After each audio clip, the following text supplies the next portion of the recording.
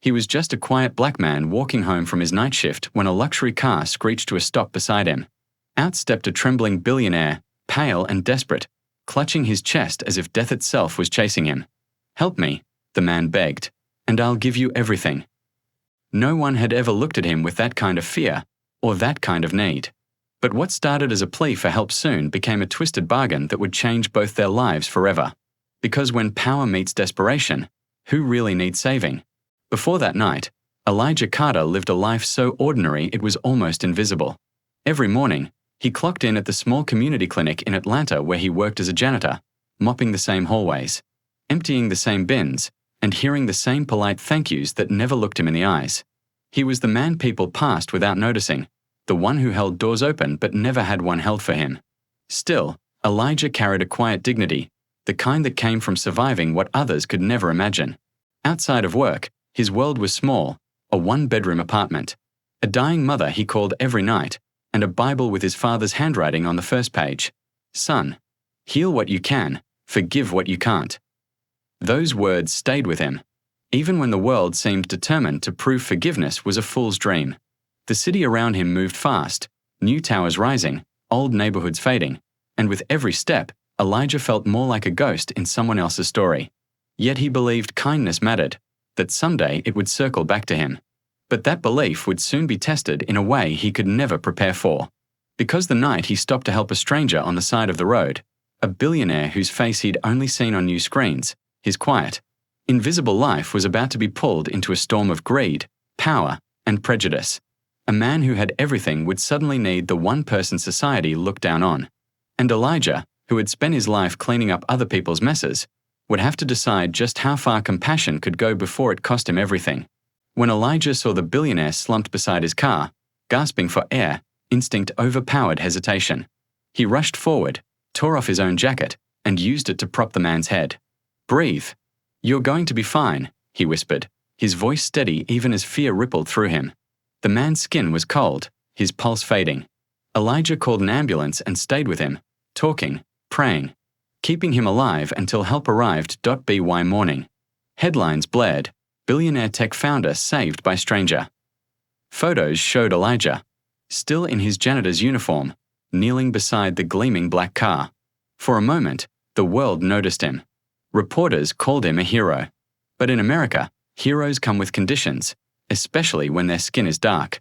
When Elijah visited the hospital to check on the man he'd saved, security stopped him at the door. They didn't care that his name was in the papers. To them, he was just another black man in cheap sneakers trying to sneak in. It took the billionaire's personal assistant to wave him through, eyeing him like he didn't belong inside the private suite. The billionaire, Richard Vale, was recovering. Tubes, monitors, machines humming softly. When he saw Elijah, his pale face softened. You're the one who helped me." His voice was weak, grateful. "I owe you everything." But gratitude fades fast when pride wakes up. Days later, Vale's PR team spun the story. Elijah wasn't a hero anymore. He was a concerned passerby. Reporters stopped calling. Online, trolls filled the comments with poison, calling him a fraud, a liar who wanted fame. Someone dug into his past, twisted an old parking ticket into a criminal record. His clinic job suspended him pending review. Elijah had saved a man's life, and somehow had ruined his own. Still, he didn't hate Richard Vale. Not yet. When the billionaire's assistant called, inviting him to the mansion to discuss compensation, Elijah went. Maybe there was still goodness left in the world. The mansion was massive, the kind of place where silence echoed. Vale sat by the fireplace, thinner, paler, holding a cup that shook in his hand. "My doctors can't fix me," he said quietly. "You did something that night. You healed me. I need that again." Elijah frowned. "Sir, I didn't heal you. Vale's eyes darkened. "You did something," he interrupted. "I've read about faith healers, natural healers. You people have gifts. Heal me again, and I'll give you more than money. I'll give you a life." The words "you people" hit like a slap. Elijah tried to explain, but the billionaire's desperation twisted into something ugly, the belief that Elijah's worth existed only if he could perform miracles. Rumors spread that Vale had found a black healer. Paparazzi camped outside Elijah's apartment. Strangers left notes on his door. Some begged for help. Others threatened him for playing God. His world spun out of control, and the man he saved watched from behind mansion gates, untouched. One night, Elijah received a message, "Come heal me, or everything you have left will be gone."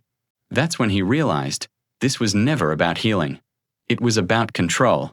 He stood in front of the mirror, eyes hollow but steady, and whispered the same words his father once told him, "Heal what you can, forgive what you can't." The next morning, Elijah walked toward that mansion one last time.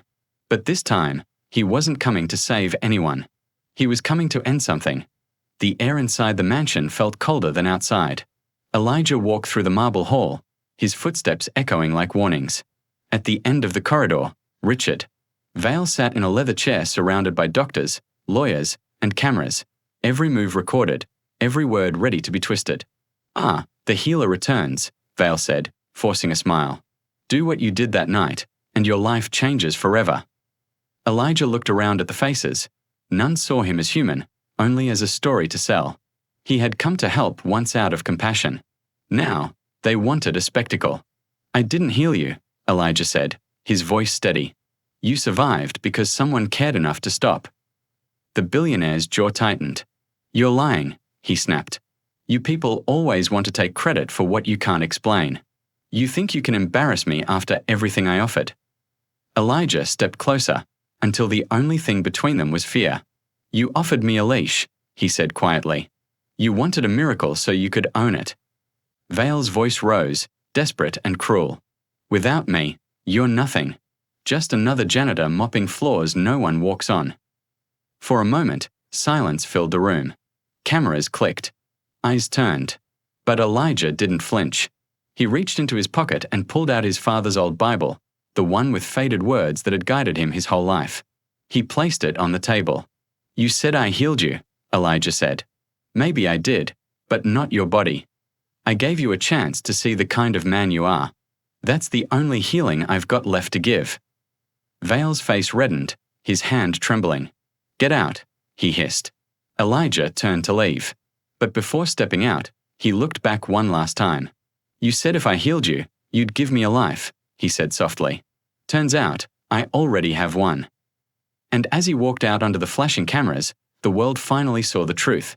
Not a miracle, but a man who refused to be broken. Because sometimes the most powerful healing comes from standing tall in a world that wants you to kneel. Elijah never saw Richard Vale again. The mansion gates closed, and with them, the illusion that compassion alone could fix a broken system. The media spun their own version of events, the ungrateful janitor who turned down wealth and fame. But beneath the noise, something real began to stir. People saw the footage. They heard his words. And for once, they looked past the headlines. They saw a man who had every reason to bow, and instead chose to stand. Elijah went back to the clinic. His job was gone, his name dragged through whispers, but his peace was intact. He started volunteering at a small community center, teaching kids how to believe in their worth before the world tried to take it away. Every day, he reminded them, "Your life isn't defined by what they think you're worth. It's defined by how you rise after they try to break you."